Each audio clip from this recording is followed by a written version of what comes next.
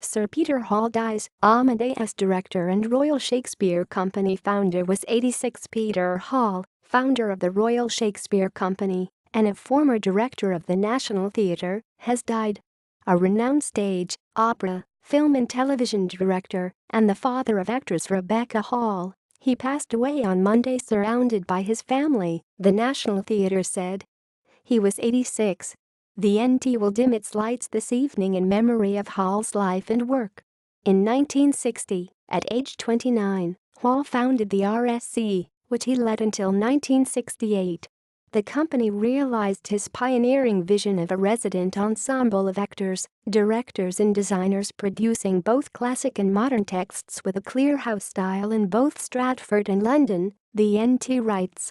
Appointed director of the National Theatre in 1973, Hall was responsible for the move from the Old Vic to a vast, concrete complex on the south bank of the Thames that would become one of the world's most vital theatre cauldrons. Hall developed long-term professional relationships with the British theatre's luminaries, notably director Peter Brook, playwright Harold Pinter and actor Laurence Olivier. His career also took him to the world's major opera houses as well as to Broadway. In 1972, he christened Broadway's newest and largest theatre, the Uris, now the Gershwin, home to Wicked, with the rock musical Via Galactica, which turned out to be one of the costliest flops in Broadway history, closing after 7 performances. His staging of Peter Shaffer's Amadeus was the sensation of the 1980-81 season, winning 5 Tony Awards including Best Play and Director. After leaving the NT in 1988, he formed the Peter Hall Company, and in 2003 became the founding director of the Rose Theatre Kingston. Throughout his career, he was a vociferous champion of public funding for the arts. Both the RSC and the National are heavily subsidized.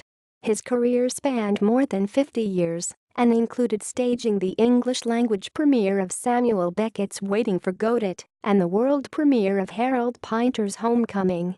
Other world premieres on London during his prolific stage career included Pinter's No Man's Land, 1975, and Betrayal, 1978, Peter Shaffer's Amadeus, 1979, John Barton's 9-hour epic Tantalus, 2000, and the London and Broadway premieres of Alan Ayckbourn's Bedroom Farce, 1977.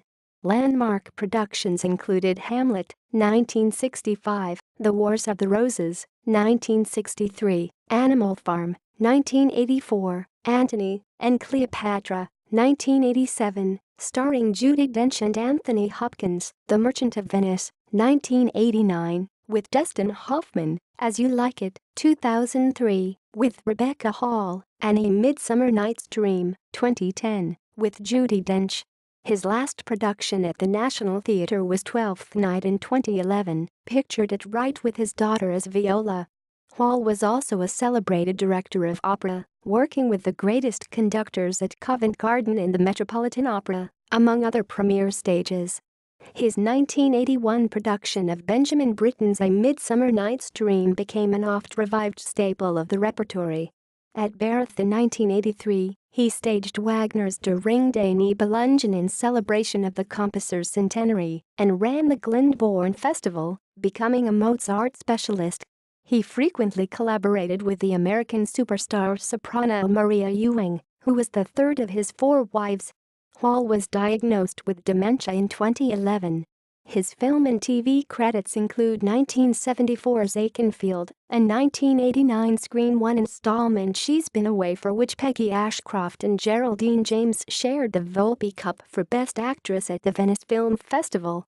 He also directed Rebecca in her first on-screen appearance in 1992's The Chamomile Lawn. During the 1970s, Hall hosted arts program Aquarius for London Weekend Television. Tributes are streaming in for the director, whose influence on the artistic life of Britain in the 20th century the NT calls unparalleled. Rufus Norris, current director of the National Theatre, said, "We all stand on the shoulders of giants, and Peter Hall's shoulders supported the entirety of British theatre as we know it. All of us, including those in the new generation of theatre makers not immediately touched by his influence, are in his debt." His legendary tenacity and vision created an extraordinary and lasting legacy for us all.